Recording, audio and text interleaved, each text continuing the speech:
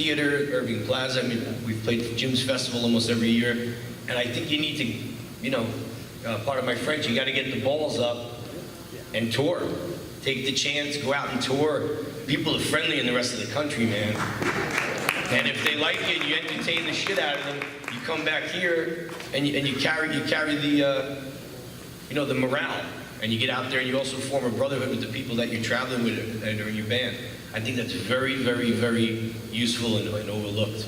And when I play the Paramount here, at the end of the night, Jeff will tell you, I thank the lady that's vacuuming the floor before I leave. You know what I mean? So you have to build up a rapport with the places that you're playing and entertaining the people and show them respect you're in their house. So good luck, man. Kill it. Cheers. I think we're going to have to end the questions at this point. Maybe one more question, because we have another panel coming in. And, yeah. Quick question, quick comment, quick question. What Dan said about how you have to get on the commercials, have to get on the movies, have to get in TV. When you're an older band, especially an original band, you said people want to hear what they know. That is the only way that people from an older generation are going to be able to get people are going to know what they're hearing. On Long Island, if there was more of a push to have local original bands in things like commercials, locally produced shows, that sort of stuff, it certainly couldn't hurt. But my quick question is this. My agents in England and in Europe are very insistent that we never play any place that doesn't have a cover. And the reason is they say, if you're going to play at Joe's Bar or this venue, and people get in for free, and then we're going to play the Space or my father's place a month later, people are going to say, why should I pay to see them there? I could see them for free over at Joe's Bar. I wonder how you guys feel about that, or maybe that's a question for the next panel. no, I can answer real quick as a buyer, as a promoter. That's why there's such thing as a radius clause. You know, your job as an original band especially is to bring in all your followers. You know, we have 500 submissions that could play the festival. There's only 65 bands. I'm going to get the best bands that are also going to work with me to bring their following in. And a professional knows that. A professional doesn't play right down the block the next night, you know, or the day before. You do everything you can to bring all of your fans in and have a great night. And then go to it, and as Maddie said, leave. You know, go to Jersey, go to Brooklyn, go to Manhattan, and do it again. You know, some of the most successful bands are bands that do that. You know, like Miles to Dayton. Play the bar for free. I'm sorry? You told that metal band to play the bar for free. No, what I said was when you work out an original band, if you're working the bugs out of your show, go find a little bar and work the bugs out of your show, and then go play in front of the industry. And while you're in that little bar, and look, I'm talking from an old school standpoint, what I would do, I look for bands that tear the stage out. I look for bands that are exciting and, you know, have great music and great songs and they work hard to build a following, but also to work on their songs and their show, because you do have to entertain people. And so that's what I said before, and it's really important, but you don't, your fans are not going to come and see you every night, and it's not fair to Dan, and it's not fair to Jeff, and it's not fair to Epi when he starts, and he's going to have a fully original club. There's not going to be any tribute bands in that club.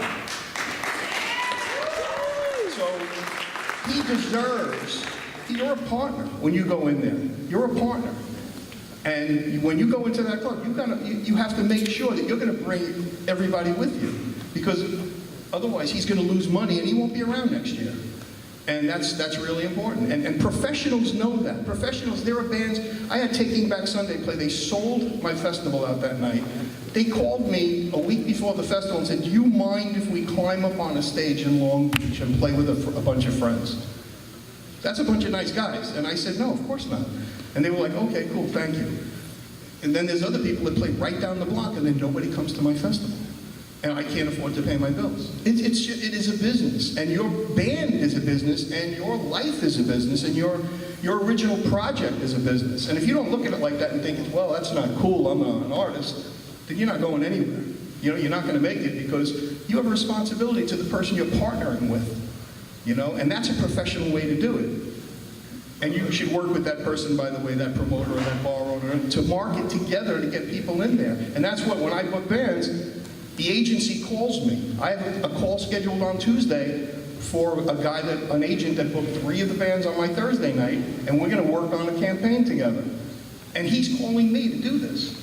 Their representative, and that's a professional way to do it. That's what you do, you know. And bands, guys like Ian and Randy and Joe, and I'll call you Joni, Katie, and you know, pros know this, and that's what they do. They don't want to hurt the guy they're playing for. They want to be able to come back. Well, I appreciate the answer, and it was a great answer. It just wasn't the answer to the question that I asked. I'm sorry.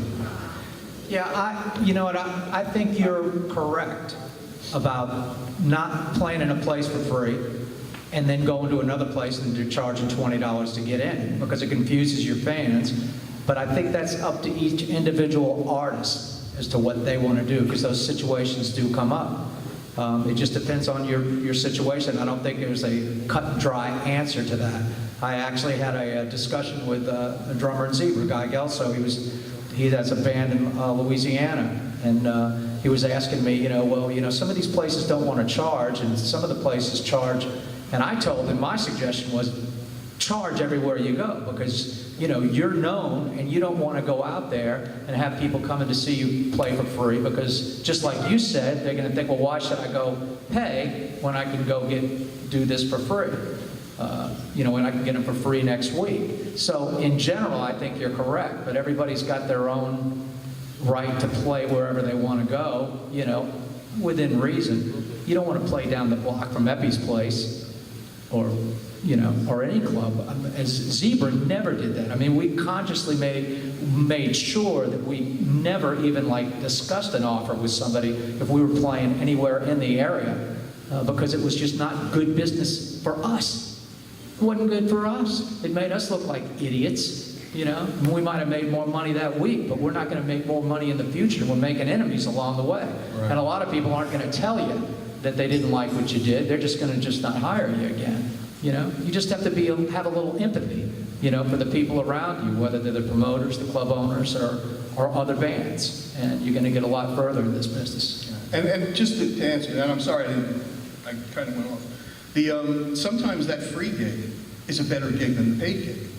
You know, sometimes that free gig playing in a park in front of 5,000 people or 1,000 people is a better gig. You take that one, but you don't screw the other guy. In the meantime, it is a good fees are. That's why I brought it up before. The fee thing is. I wasn't finding it by time or geography. I wasn't saying play this week and the next week. Because if you're playing a month from now and it's a different location. But yeah, I mean, we played in France at a big open plaza when they had France against Germany for the World Cup, and the tape was crap. There wasn't a cover because it was outdoors. But God, there's a million people there. Thank God France won. Thank you. Okay, I think we're going to have to end this panel. We're already running late, and the next panel starts in 1 minute. So, thank you, and please stay. Please go to the bar so this guy can pay for his air conditioning. Thank you. Thanks, everybody. Oh, by the way, there's going to be one-on-one breakout sessions after the other panel ends.